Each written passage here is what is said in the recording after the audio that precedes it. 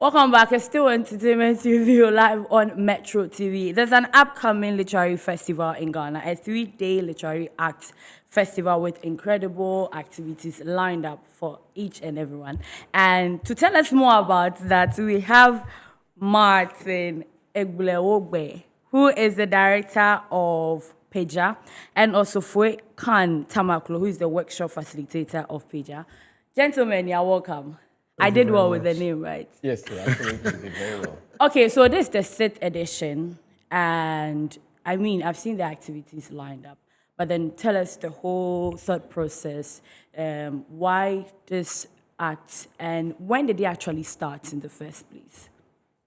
Well, let me take that, and I will say that this is the 6th edition of this festival. It's a festival that runs yearly, Okay. and so we started in 2017.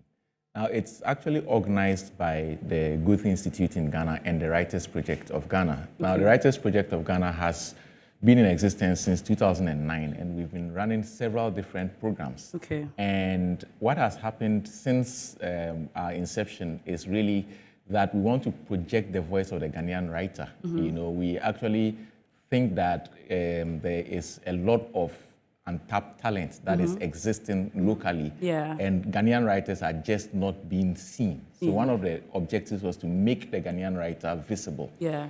Down the line, we partnered with the Goethe Institute Ghana to be doing public readings. And then in 2017, we just decided, really, let's escalate this. Let's do a festival. All the writers that we've had been inviting once a month, let's bring them all together. In one weekend. Yeah. And so in 2017, we did that. We brought in writers from across the world. It was extremely successful because, I mean, we didn't anticipate we could do it, a small organization. And it's been growing since. Okay. And so the festival, at this point in time, we are looking at upward of about 70 writers and writing organizations that are coming to town for this weekend. And Wow. so it's actually... It's a packed festival. It is a packed festival, and that was one of the things that we set out to do. We wanted to make a feature-rich festival that has something for everyone. Yeah. So whether you are doing poetry, whether you write novels, fiction, non-fiction, anything.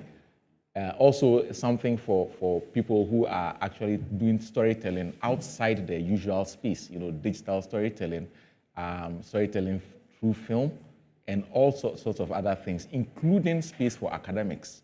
So one of the things that makes Peja unique in the space of literary festivals is that we actually are able to admit academic talks. So we have all the time academics come and present on literature and associated things. So it's feature-rich, there's something for everyone. Everyone. But honestly, let me ask, as a country, as a community, do we take reading, literature, writing, do we take these things seriously?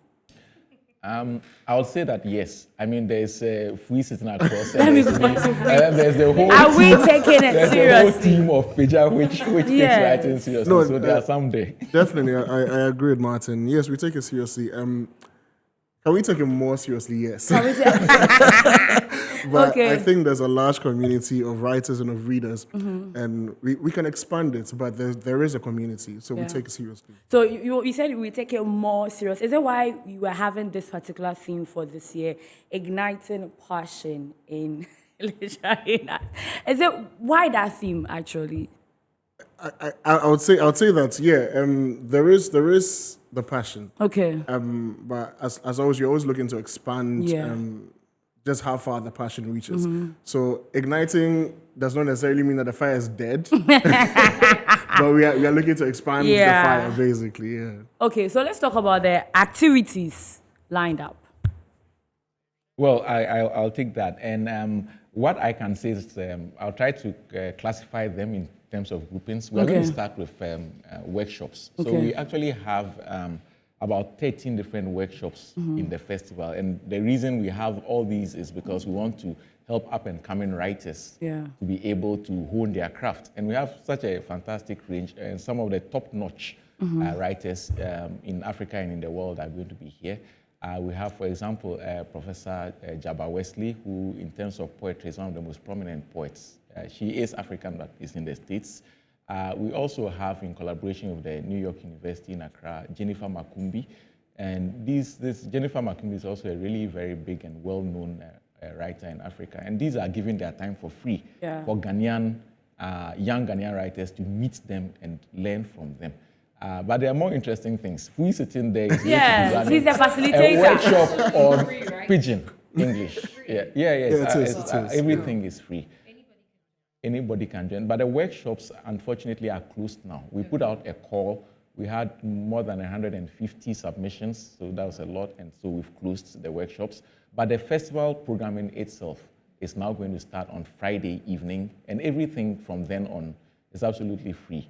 So even writers who would want to join and all that, that's also free. They don't have to pay. No, they don't have to pay anything. That is one of the things that the Writers Project set out to do, to make sure that it's accessible to everybody. I mean, we want to see somebody close from being a trotro may take a bath and come to Peja. Yes. I mean, everyone should be able to come to the festival. I mean,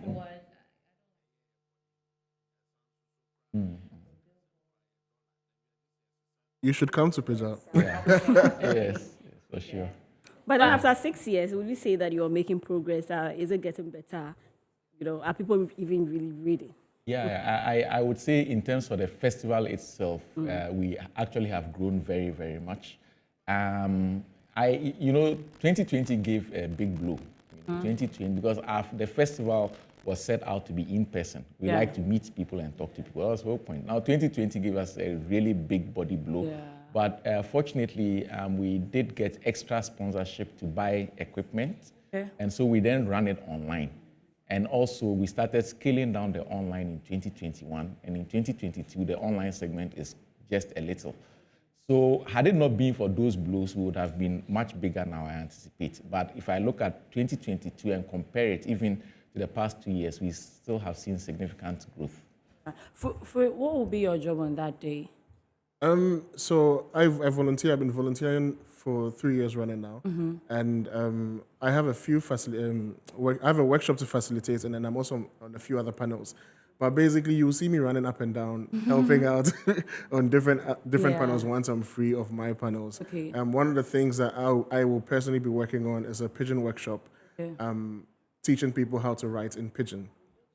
Then they'll be working towards going to BBC and stuff. Exactly. Because BBC has a slot for Pidgin, right? Yes. Wow. But even beyond that, just like creating a freedom of expression for other writers who maybe, let's say, would prefer not to write in English can't write in English.